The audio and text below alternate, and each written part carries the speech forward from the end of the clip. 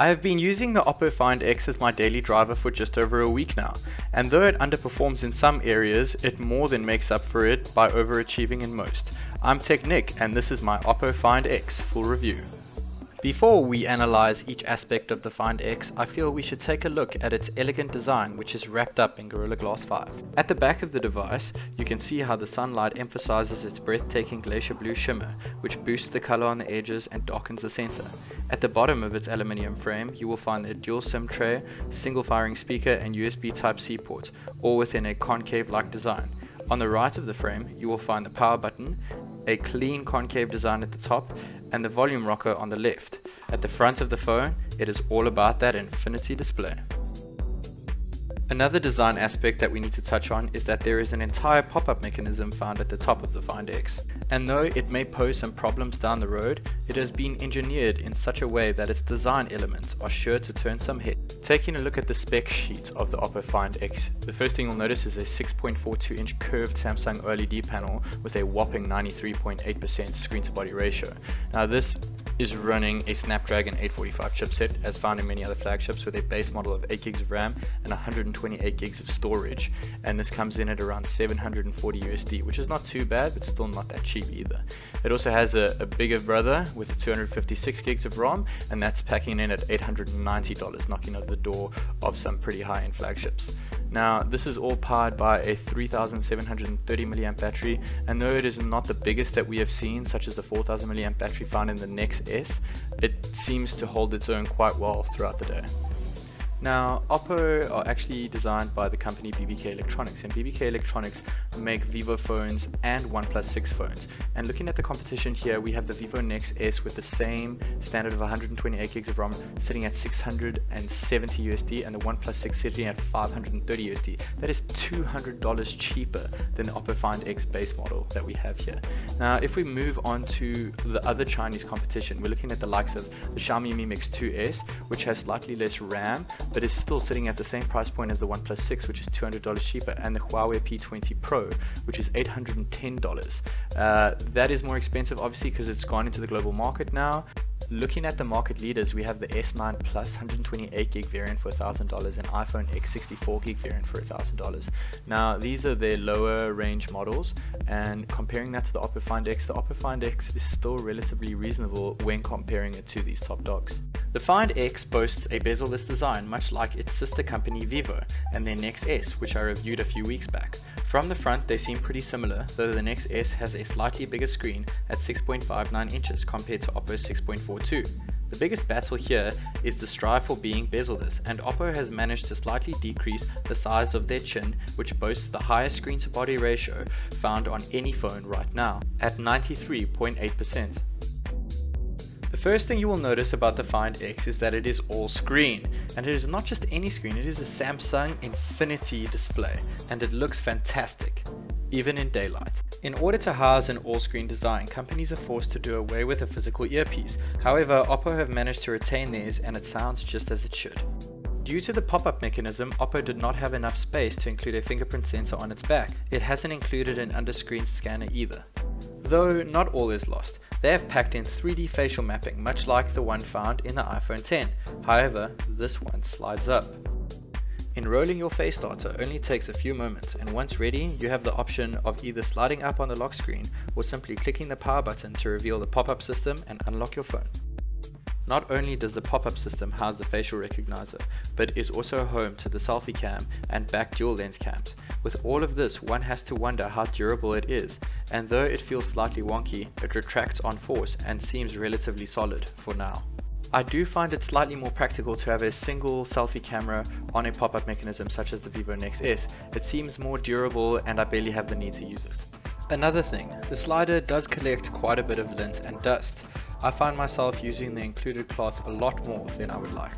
All that aside, how do the cameras actually perform? Well, we have the back dual lens cameras jammed into the pop-up mechanism. The main sensor has 16 megapixels with an aperture of f2.0 and optical image stabilization. The secondary sensor has 20 megapixels with the same aperture, but is mostly for the use of portrait mode. Sandwiched in the middle is a dual LED dual tone flash. Settings wise, there isn't much to it. You simply choose an aspect ratio and off you go. However, it's beyond frustrating to not have an option for 16:9, so when viewing pics on anything other than your phone, you will either have nasty black bars horizontally or vertically, though this should be fixed in a future software update. The shutter speed is fast and accurate, and there are barely any delays. Looking back at the results of the pictures taken, they come out lush and colourful in daylight.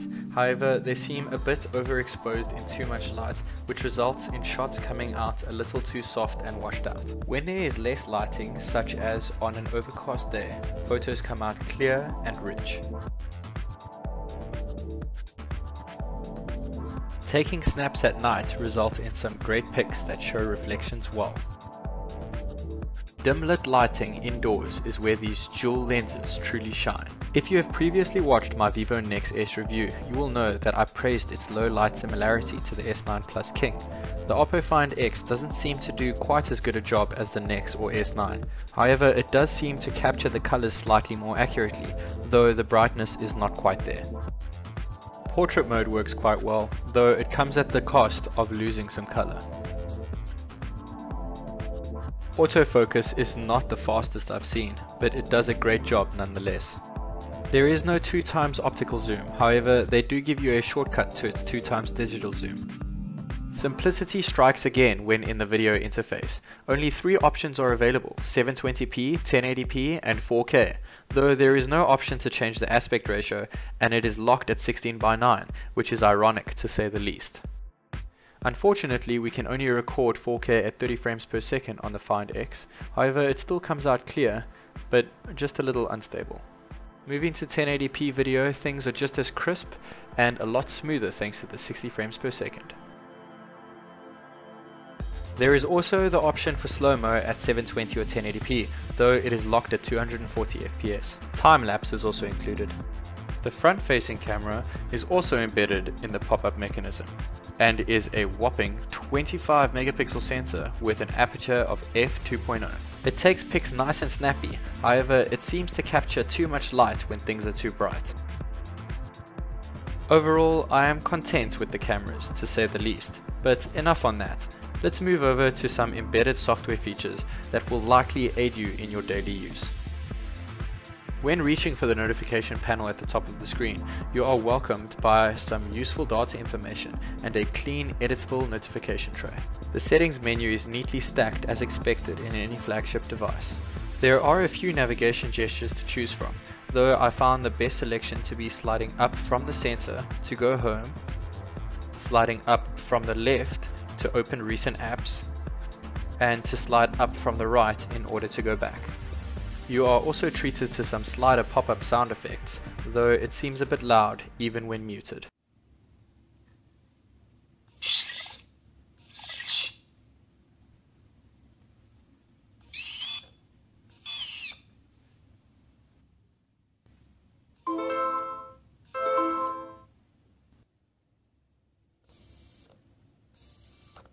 With an AMOLED panel, we have the option for an always-on display, though there is no way of customizing it.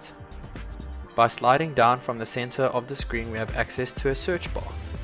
By holding down lightly on an app icon, we have options to shortcuts such as app information and quick tasking. Sliding to the left of the home screen, you will find what OPPO calls Smart Assist, which, much like iOS, conveniently places useful cards of information. However, OPPO have included quick functions, which I personally make use of daily. There is also an option for changing up the swipe effect if you'd like. Customizing your pages and folders is made easy by including access to all pages at the bottom of the screen, and though there is no option for an app drawer, you could always install a third-party launcher. Call me old-fashioned, but I'm over app drawers in 2018. The only complaint I could have is the waste of space under the app tray, though it doesn't bother me as much as when I first started using the phone. The Find X is one of the fastest phones I have ever used. Switching through apps is a breeze, and if you are still not swayed by its performance, here is the results that I got on Antutu. It scored the best in the world, nearly reaching a score of 290,000. Included in the box is OPPO's famous VOOC charger. This charger can charge the phone from 0 to 60% in 35 minutes and 0 to 100% in an hour and a half, much like the OnePlus with its dash charger. If you have heard the rumors that OPPO's Super VOOC charger can indeed charge the Find X from 0 to 100% in 35 minutes flat, your sources are correct. However, this is only an option in its 256GB variant. There is only one single firing speaker found at the bottom of the phone. It does get relatively loud, however the bass is almost non-existent.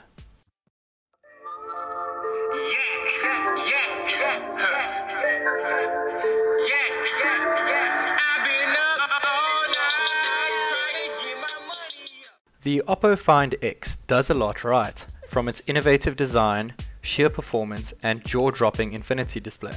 But that's not to say it doesn't have any drawbacks. The Find X does have its fair share of cons, which includes, but is not limited to, its lack of a fingerprint sensor, which may be a deal breaker for some. No headphone jack, though it does include an adapter. No memory card option, though you shouldn't need one anyway. No NFC, which is either a feature you use or you don't. And most obviously, no IP certification. Don't let this thing get around any kind of liquid.